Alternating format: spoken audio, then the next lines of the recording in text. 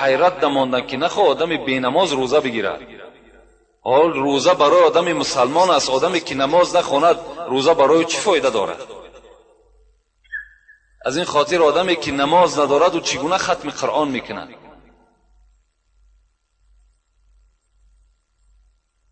در پاره 29 از قرآن والله اعلم سوره قلم است، ما سلککم فی سقر قالوا لم نکو من المصلین.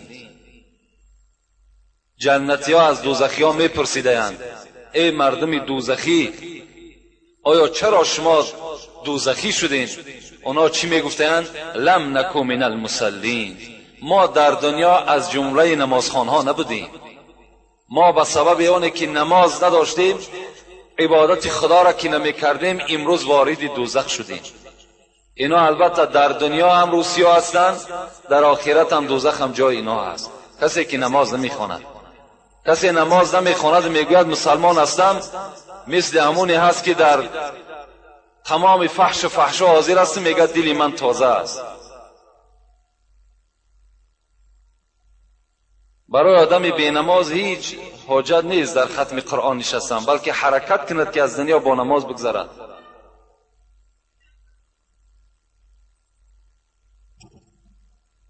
السلام علیکم بابای ناملا، از شما التماس سوالهای ما را جواب گردانید.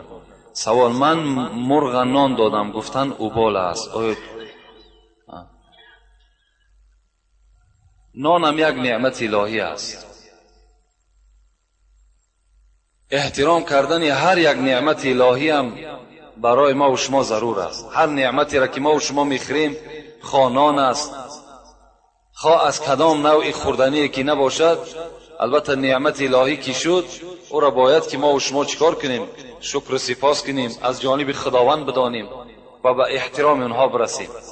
لکن نان دادن مثال در مرغ ممکن که سببش همین باشد که مرغ که مثال جانوری هست که همون نان هر طرف میپرتاید، تیت میکند، ممکن از همین خاطر البته گفته باشند اوبال است. لکن ما و شما گاو میتیم، سگ میتیم، اوبال نیست. مثال در مرغ دادن چی جای اوبال است؟ مادامی از ما و شما زیادی باشد، مادامی که مثال او را خورده که نشود، دادن در مرغ است، در سگ است، در گاو است، هیچ اوبالی هم نداره. آخه چی اوبال است؟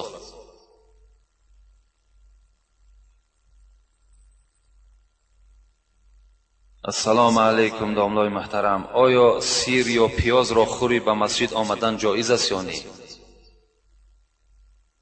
پیامبر خدا صلی الله علیه و سلم بر ما و شما میگوید من اکل البصل و الثوم و الکراث، هر کسی که اگر سیر میخورد یا پیاز میخورد یا مثل همینها یگان چیزهایی که بویهای ناخوب دارد، مثل پودینه است، مثل ترب است، اینا چیزایی هستند که بویناک هستند.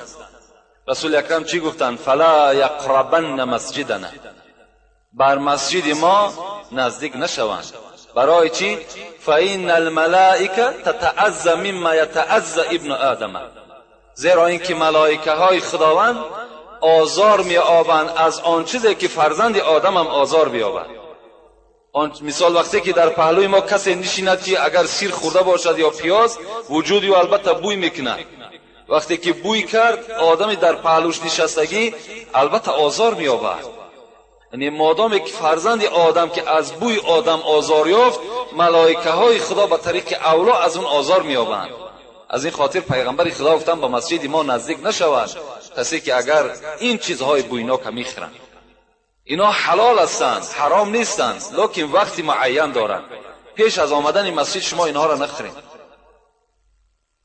در اساس این در یوسف قرضاوی هم چندین مسئله های دیگر را استنباط کردند، حتی که مثال در روز جمعه وقتی ما و شما میاییم، در این هم حدیث پیغمبر خداست، باید که وجود ما و شما پاکیزه باشد، باید که بدنهای ما و شما شسته باشد، لباسهای پاکیزه را پوشیم، بهترین لباسی که داریم همون برای روز جمعه پوشیم و خوشبویی داشته باشیم، خوشبویی استفاده کنیم تا که در پهلوی ما بودگی برادرها از چیکار کنن؟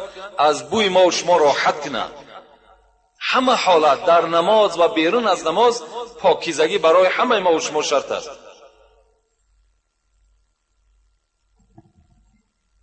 السلام علیکم داملای عزیز، سگ بلوچک میکشد چی خاصیت دارد؟ آدمان میگویند که خاصیت بیزیب دارد. خواهش میکنم که به ما فهمونید. راستی بار در حدیث ها دیدیم که وقتی اگر خر هنگس میزند پیغمبر خدا گفتند که شما لا حول ولا قوت الا بالله العلی العظیم بگویید و سوی خدای خود پناه طلب کنید، زیرا که خر شیطان دیده آواز میزند. لیکن در بلوچکی سگ راستی بار من ندیدم چیزی در حدیث و فکر میکنم که خاصیت بیزیب داشتن شما همین قدر بفهمین که خداوند در قرآن میگوید و ما اصاب من مصیبت الا باذن الله. هر مصیبت، هر خاصیتی بد است، بیزیب است، خوب است به سر شما میآید همه از جانب الهی میآید. فقط و فقط هر چیزی که میبینید شما از خدا ببینید. کل شیء بالقدر، همه چیز به تقدیر الهی است. سگ بلوچک میکشد و ما و شما باز یک عادت دیگر هم داریم که اگر بوم از چیزی هست بالای خانه کدام ما و شما نشیند میگفتیم چغز است، میگفتیم که از این خانه کسی هلاک میشود. ها بیاییم که حتی چنان یک عقیده های پوسیدگی داشتیم که حتی چهارمغزی که از خانه بلند میشید میگفتیم صاحب خانه را هلاک میکنه. باور که همین چیزا در یاد ما هستند و حتی آدمی را در یاد داریم که همون چهارمغز کلان بریدن برای که صاحب خانه را چکار میکند؟ هلاک میکرده است. اینا در شما باور نکنید. امروز همین عقیده ها در وجود ما و شما جا گرفته است. اینا همه شرک به خدا هستند. حتی بین ما و شما در نزد دروازه ها ما نل کشال میکنیم، خرسندی در خانه میارن. از کجا خرسندی به خانه میارن؟ از دست یک آهن چی میآید آخه؟ یا در دست مثال کودکاتون، در گاورای کودکاتون، در بدنهای بعضی آدم کلان موره چشمی را میبینی، از چشم نگاه میکنن. اونا قدرت ندارن آخه. شما با اینا دیگر فریفته نشین. شما یگانه فقط از خداوند ببینین. هر ضرر زیانی که میآید فقط همون ذات میآرد. این موره چشمی چی از خودش آخه؟ با بعضی ملا شرم را کردم را چی آیتی میخواند میتد که برده در خانت کشال کن، البته از چشم شما را نگاه میدارد. از چشم شما را آیت های قل اعوذ برب الفلق، قل اعوذ برب الناس بخوانید، آیت الکرسی بخوانید، در وجود خود چکار کنید؟ دم کنید، ان شاء الله از کل آفات شما را اینا نگاه میکنند. آیت قرآن شفا است. با اینا هیچ وقت باور نکنید.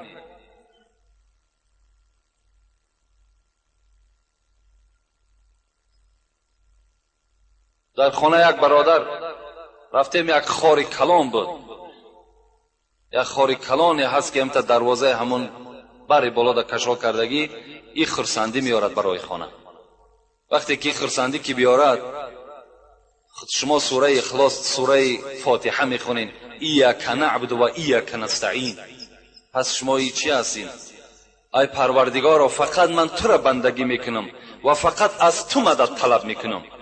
مادام این آیت شما میخونین، پس وقتی که ناله، خاره، موره چشمی است اینا را وقتی شما برای مثال حمایه خودتون استفاده میکنین، در کجا دیگر بندگی میشود؟ با اینا دیگر فریفته نشین، با اینا داده نشین. اینا از اسلام نیستند.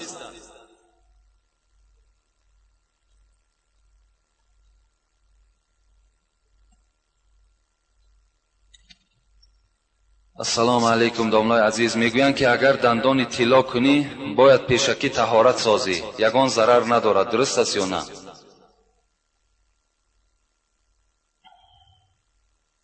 دندان طلا را برای دندان طلا ماندن طهارت پیش و پسش شرط نیست. اگر ضرورت باشد جایز است. اگر ضرورت باشد جایز است. لیکن اگر برای زیب زینت باشد قطعاً حرام است. اگر برای زینت کنین همین دندانهای سالمی که دارین همینا را مثال اره کنین، میده کنین، دندان کنین، این 100% حرام است. حتی در عبادتهای شما چی است؟ کراهیت پیدا میکنند. لیکن اگر ضرورت باشد باکی ندارد. برای این طهارت پیش و پس هیچ لازم نیست دیگر. دامنای عزیز، پدر و مادر من جدا شدند. ما با پدرم هستیم. او نمیخواهد که ما با مادرم واخوری کنیم. میگوید که اگر واخوری کنید عاق میکنم. ما با مادرم واخوری کردیم، او فهمید.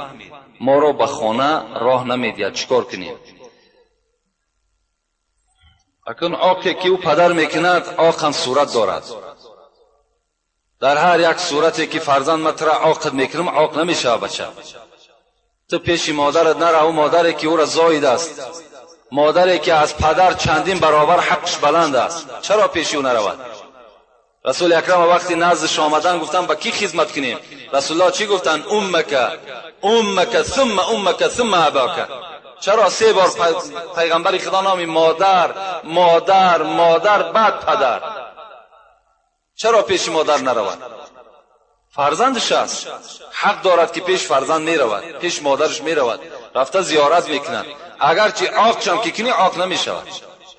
عاق تو برای آن که فرزندت نماز نخواند، عاقش که مثال در راه خدا نباشد.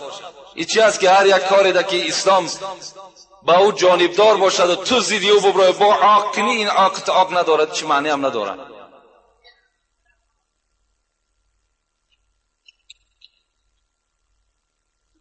السلام علیکم داملای عزیز. ما یک گروه طالب علمان همین شهر از شما خواهش میکنیم که به این سوال ما جواب صحیح گردانید. بعضی آدم های یافت شدن که مولود نبی را بدعت میحسابند. شما چی میگویید؟ سوال دوم، بعد قرائت یگان آیتی از قرآن صدق الله العظیم گفته می شود، این را هم بدعت میگویم، به این چی میگویید؟ صدق الله العظیم گفتن چی جای بدعت ہے؟ بعد آیت خواندن همون انسانی که بدعت میگوید خود همین صدق الله العظیم میدوند که چی معنی دارد؟ آیت وقتی ما و شما میخوانیم مثل که ما خواندم آیت و ما اصاب من مصیبت الا باذن الله صدق الله العظیم، هیچ مصیبت به سر فرزند آدم نمی آید مگر که اجازت الهی نباشد. صدق الله العظیم، راست گفت از خدای بزرگ. چی جای بدعت است؟ این جای بدعتی ندارد، راست گفت است. یا صدق رسول الله صلی الله علیه و سلم میگویم، یا حدیث گفتیم راست گفت از پیغمبر خدا، این جای بدعت ندارد. لیکن در مسئله مولود بدعت بدنش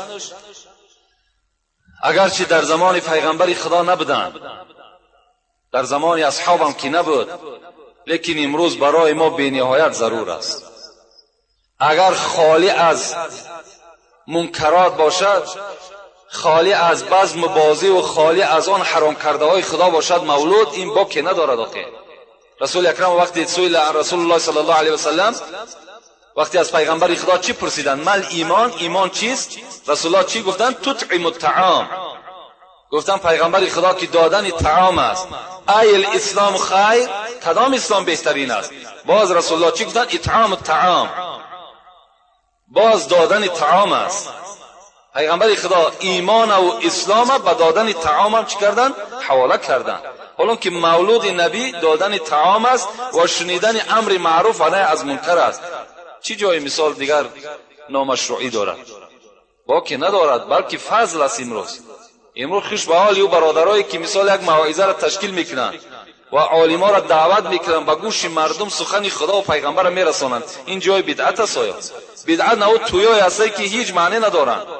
انا بدعت است. تویایی که اپا و خواهر و چد یک جور رقص بازی میکنند، انا بدعت است. این حرام است، بدعت هم نگو. مولود چی جای بدعتی دارد؟ در حالتی که سخن خدا به گوش همه مردم میرسد. امروز نه تلویزیون در دست ماست، نه رادیو، نه گازت. همین یک معرکه ها بعد سبب میشود ما یک موعظه میکنیم، همیشه هم بدعت ببراریم، چیکار میکنیم بعد؟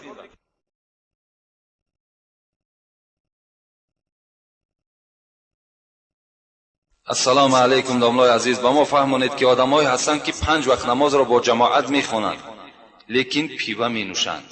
اسلام اینها را چه حکم میکند؟ ما درباره اینها گپ زده بودیم. کسانی که عرق می نوشند، شخصانی که مثال پیوه می نوشند، چیزی که نباشد مست کننده باشد، اینا حرام هستند. خداوند در قرآن میگوید انما الخمر والمیسر والانصاب والازلام رجس من عمل الشیطان فاجتنبوه لعلکم تفلحون. خدای شما بر شما میگوید بدرستین که عرق، قماربازی، فالبینی، بت پرستی، پیش هیکل رفتن، اینا رجسون، اینا پلید هستند. من عمل شیطان، عملهای شیطانی هستند. فاجتنبوه لعلکم تفلحون. اگر شما از این چیزها دوری بجویید از خدای خود نجات میابید. و عبادت‌هایی که شما در عبادت هم میکنین باز در برابرش حرام خوری میکنین. حدیثی از پیغمبر خدا یادم آمد که رسول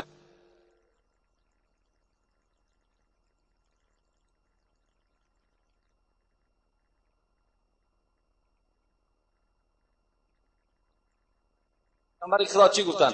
اگر شما چنان نماز بخوانید حتی از خواندن نماز میانهای شما خم شود، چنان روزه بگیرین که حتی از روزه بسیار گرفتن شما مثل زیواری باریک شین، تاری زیواری باریک شین، خداوند از شما این نماز و این روزه را قبول نمیکند تا وقتی که شما پرهیز نداشته باشین. تا وقتی شما پرهیزکار از حرام کردهای خدا نداشته باشین این نمازهای شما در نزد خدا قبول نمیشه. نماز میخواند زنا میکند، نماز میخواند عرق مینوشد، نماز میخواند موسیقی مینوازد، نماز میخواند رقص و بازی میکند. این چگونه نماز است آخه؟ نمازی که تو از این کارها که من نکرد این در نزد خدا نمازی تو نماز نمیشه. نماز همون نمازی هست که تو را از تمام جمعی کارهای بد راه میگیرد، منت میکند. داملای عزیز، در محله ما یک آدم ختم خوجه را نادرست برآورده است. ختم درسته یا نه نادرست؟ همین رو بر ما فهمونید. ختم خوجه نه فرض نه واجب. خدا رحمت کند بابای ملا شریف در همین شهر شما زندگی میکرد، در ما هم استاد است. هم داملای ختم کرده بودن، هم داملا بودن. حضرت میگفتن که در بین همین مردم ما بجز خواندن تبارک همون هم یک عالم بخواند دیگر هیچ ختم جایز نمی شود. زیرا این مردم عامی است. این مردم سوره ها را خوب گذراندگی نیستند، سوره ها را خواندگی نیستند، میخوانند غلط است. از این خاطر بهترین شمین است که یک جوان است یا پیرانسال است کسی نباشد سوره قرآن گذراندگی باشد، آمدن تبارک بخواند، با 3 بار سوره اخلاص در حق ارواح همون بخشد، بس از کفایت کننده است. یکی ما و شما وقتی ختم خوجه را دست میزنیم باید که تمام اما آدمایی که ختم خوجه میکنن همان سوره های علم نشره و سوره اخلاص همونها را گذراندگی باشند و همونها را بدانند. بهترینش همین است که یک طالب علم یک کسی باشد که همون سوره قرآن هم میدانستگی باشد، تبارک است یاسین است برده یک بار بخواند بس از کفایت میکند. و باز یک راه خوبیش همین است که قریب برای ختم خوجه چند نفر آدم لازم است. امروز مردم بیچاره خشاق است. 6-7 نفری که میبریم مثال در همون پنجشنبگی است با کدام خیر خدایی نباشد اشتراک کردن همون صفی آدم کمتر باشد، هم سبکی برامون خواندار میشود، هم سوره قرآن درست خوانده میشود. این بهترین است. میبخشید ناملای عزیز، همین سوال من در جواب گردانید. دجال چیست معنایش؟ که مرا یک بچه دجال میگوید. دجال این بسیار نامی بد است و دجال خودش کافر است. این یکی از نشانه های ساعت است، یعنی قیامت است که دجال میبراید، مردم گمراه میکند. یک برادر دجال گفتند یا یگان لقب دیگر ماندن. خداوند در قرآن به شما خبر میدهد ولا تنابزوا بالالقاب بئس الاسم الفسوق بعد الایمان و من لم یتب فاولئک هم الظالمون. خدای شما به شما میگوید هر وقتایی که اگر یک برادر شما نمازخوان باشد، مؤمن باشد، مسلمان باشد، در او لقب نمانه، زیرا اینکه بئس الاسم الفسوق بعد الایمان، آدمی که ایماندار است، آدمی که از خدا میترسد، این بدترین نام است برای آدم ایماندار. وقتی او را تو دجال میگوید یا یگان لقب دیگر میمانی بر او. اگر شما میگید خداوند با همین گناه خود توبه نکنید، شما از گروه ظالمان هستید. یکدیگر را لقب نمانید، یکدیگر را نامش بگیرید، فریاد بزنید.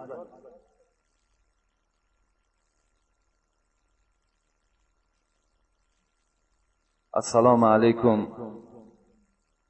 داملای محترم، ناخون دست و پای و موی سر را در تگ پای پرتافتن ممکن یا نه؟ بعضی آدمان نافهم میگویند که درست است. همین را میفهمونید. التماس داملای عزیز، البته این چیزایی هستند که از وجود آدم هر چیزی که جدا می شود اینا را ما و شما زیر خاک کردنش سنت است. در زیر خاک بمانیم، از وی که در قد راه می پرتاییم، خواه ناخون است، خواه مثال موی سر است، خواه موی کدام جانبی که نباشد، اگر اینا را زیر خاک اگر ما و شما دفن کنیم این بهتر است از این که اینا ما و شما در قد راه می پرتاییم.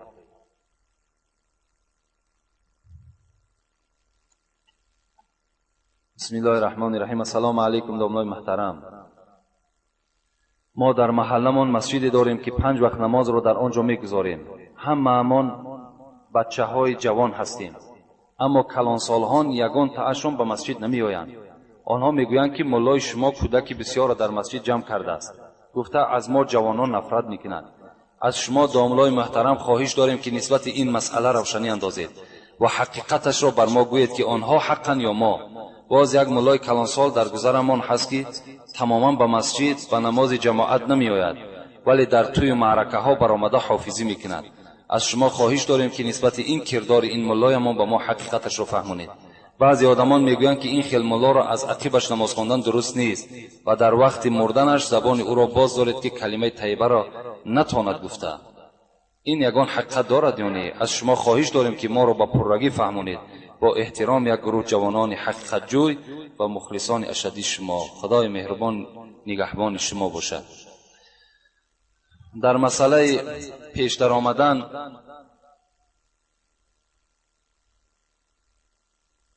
گفته بودیم که رسول اکرم گفته بودند 3 طایفه هست که لعنت خدا بر اونها هست، که یک تای اون کی بود؟ من اما قوم و هم له کارهون. یک کسی هست که ملا امامتی میکند در صورتی که مردم از او راضی نیست.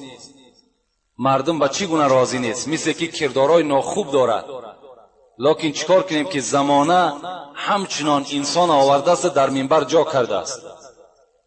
اگر همچنان انسان اگر امامتی میکند یا ملاگی میکند یا واعظی میکند، البته لعنت خدا بر او میرسد. والاولا بالامامه عالم بالسنه ثم الاقرا ثم الاورع. عبارهای مختصری ما و شما چی میگوید؟ میگوید کسی حق امامتی دارد که اولا عالمی به سنت باشد، از مسئله و مسائل درکدار باشد، از حرام و حلال خداوند آگاه باشد، به سوی حرام کرده های خدا میل نداشته باشد، انسان یعنی پاکیزه باشد، پرهیز داشته باشد. اون کس حق امامتی دارد. لکن در حق اون جوانهایی که به مسجد می آیند، البته بسیاری کلانسال‌هایی هست که در این مسئله زید هستند. وقتی می‌بینند جوانای خرد به مسجد می‌آیند نافار می‌شوند، حالان که پیغمبر خدا به ما و شما وصیت کردگی هستند که شما دست‌های کودکاتون گرفته به مسجد برین تا که اونا آموخته شوند، تا که اونا انبوه مسلمان‌ها را ببینند، تا که مثال دل و وجود اونها به یک ایمان و به مسجد عادت کنند. این یگان جای زلال ندارد. کودک در مسجد آمدن افتخار است. آخه برای چی منشان کنیم؟ برعکس ما و شما تیزه کنیم، برعکس ما و شما دل اونها را باز چکار کنیم؟ پرتر بسازیم، تبلیغ خوبشان کنیم تا که تمامشان آمده در مسجد بخوانند. و اون کلانسال‌هایی که به مسجد نمی آیند، خیلی اینا حالشان به خدای خودشان حواله. می آیند نمی آیند،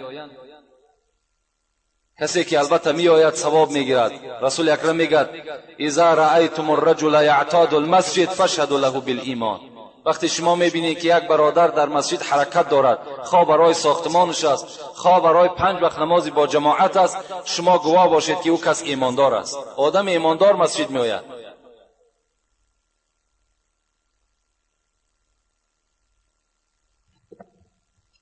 السلام علیکم دامله عزیز و مهربان. من از شما خواهش میکنم که به سوال من پرره جواب گردانید. من زن هستم. مرا پیرم 1 هفته سبق داد و او را پدرش دیگر اجازت نداد. من خودم خواندم و حاضر کتاب قرآن را میخوانم. آیا این روا است یا نه؟ من خواندن را دوام بدهم. البته خواهر عزیز، خواندن دوام دادن در کار است.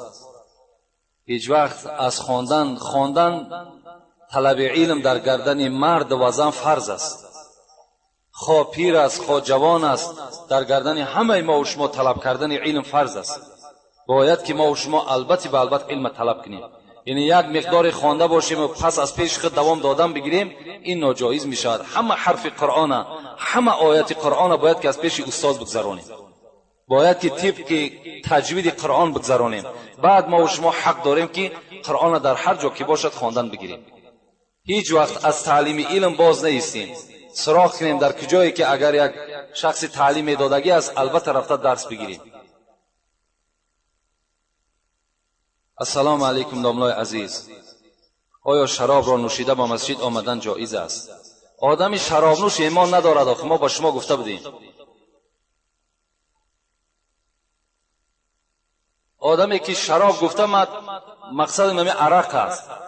شراب گفته تمام همین نوشاکیار هم شراب میگن، لیکن مقصد ما همین عرقی که می نوشن که خداوند و جمعیت ما و شما از او بیزار است. همین در نظر دارم که انسانی که عرق نوشید ما برای شما این صحبت کرده بودیم که ایمان ندارد، برای آمدن مسجد چی معنی دارد آخه؟ حتی حدیث پیغمبری خدا بود من زنا او شرب الخمر نزع منه الایمان کما یخلع الانسان قمیصه من رأسه. رسول اکرم گفته است کسی زنا میکند یا عرق می نوشد ایمان از وجود او گرفته می شود. مثل چی؟ مثل که انسان لباس خچ از بدنش بدر میکند بیره میگذارد، مثل همه ایمان از وجودش دور کردگی است. برای او مثال نماز جنازه و برای او نماز 5 وقته و برای او مثال مسجد آمدن چی معنی دارد؟ السلام علیکم داملای عزیز، جنگ داختن سگها درست است یا نه؟ و ما پرتر فهمونید. جنگ داختن سگها حرام است. در اسلام حرام است جنگ داختن سگها. حتی نظر کننده هم مثل کننده است. کسی که نظر میکند، کسی در همون مجلس اشتراک میکند مثل همون کننده ها است. اونا که روسیا هستند لیکن تماشا کننده هم مثل همون میشود. بین پیغمبر خدا حتی میگوید که من کان یؤمن بالله والیوم الاخر فلا یجلس علی مائده یشرب علیها الخمر. بین حتی در دسترخوانی که عرق است شما در همون دسترخوان ننشینید، اگرچه خانه شما هم نباشد. اگر شما یک جا مهمانی میرین میبینید که در دسترخوان عرق است، شما پس بگردین، در اون خانه داخل نشین، زیرا که اونجا حرام کرده خدا هست. وقتی شما میبینید یک حلقه مردم جمع شده تو سگ جنگ میدازن و در اونجا پول میمونن، باز این قمار میشود. باز قمار، باز آیت خوانده میسیر گفته قمار بازی رو میگن، این مثل قمار میشد، حرام است. اینا عملای شیطانی هستند. بعضی برادرها را با گوش ما صداشون میآید $100 $200 $500 در همین جنگ باز میمانند. حیف بر همون مال و دولتی که خدا بر همین خیل جوانها میتش. انشاءالله باوری دارم، باوری نه، حتی حدیثای پیغمبر خدا هست که این مال در دست او برادر دراز نمی رود. وقتی که در این راه ناحق چکارش میکند، صرفش میکند. حاصل دنیا چی باشد ای امین؟ 9 گز کرباس با 3 گز زمین. آنچه دادی در راه حق آن توست، آنچه میماند بلای جان توست. آنچه در راه حق میتی انا همون چی است از آن ته هست. تو در راه حق صرفش کن. زر و نعمت اکنون بده کان توست، که بعد از تو بیرون ز فرمان توست. با دنیا توانی عقبا خری، بخر جان عزیز ورنه حسرت خوری. سعدی میگوید در همین دنیا آخرت بخرین با واسطه خیر احسانتان. او $100 $200 در 1000 آدمی گشنه و تشنه است که اونا در تقسیمش که 1000 بار برای فایده دارد.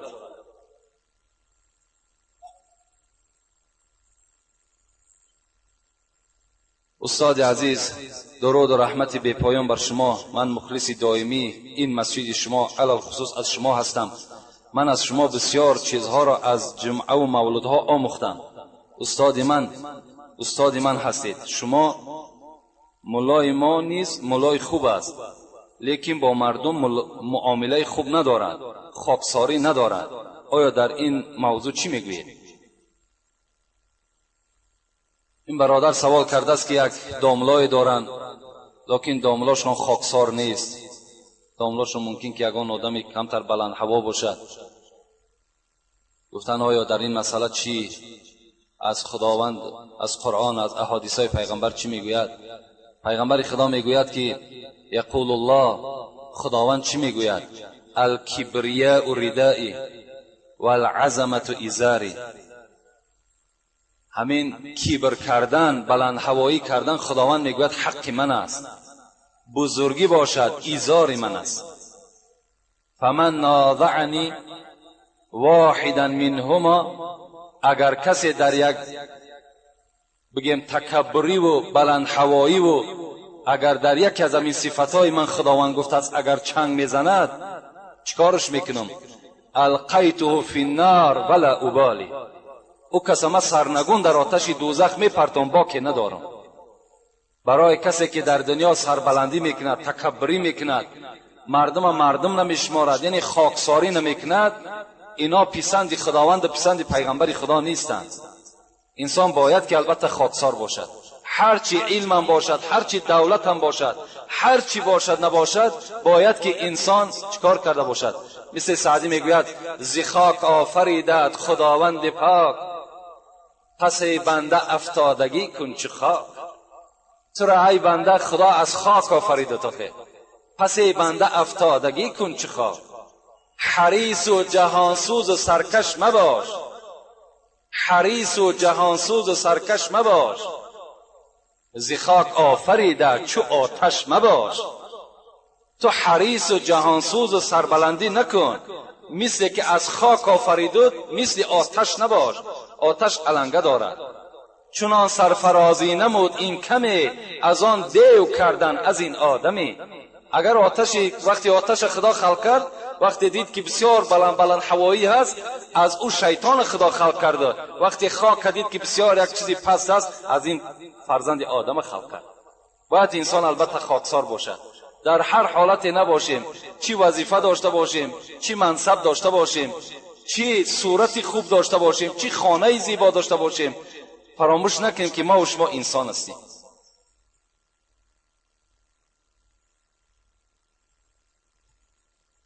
السلام علیکم داملای عزیز، از شما خواهش و التماس دارم که به سوال من جواب گردانید. در وقت نماز خواندن چشم را پوشیدن جایز است یا نه؟ نه، چشم پوشیدن در حالت نماز جایز نیست. خواه در حالت سجده باشین، خواه در حالت رکوع باشین، خواه در حالت قیام باشین، در کدام صورتی که باشین باید چشمهای شما گشاده باشد. همه صورت، خواه در زمین سجده کردن هم باید که همین نظر به پشت همین بنیتان کنین، چشمهای شما گشاده باشد. چشم پوشیدن کراهیت دارد، هیچ وقت چشم نپوشین. السلام علیکم داملای شیرین سخن، درباره توی کردن درست یا نادرست با یک طریق خوب به ما میفهموندین. انشاءالله جمعه دیگر توی امام اعظم، توی ابو حنیفه را با همسرش چگونه توی کردن کنیم مقایسه میکنیم که به همین توی های ما و شما مانند بود یا نه. البته توی در اسلام غلط نیست، توی کردن هیچی باکی ندارد، توی کنین، لیکن مادامی که شما نام مسلمانی دارین، شما وقتی مسلمان که باشین باید از حرام کرده های خدا دور باشین. آخه در توی آن چیزایی که ناجایز است، مثل امروز رقص و بازی به طریق اولا حرام است، یا اینکه در بالای مثال در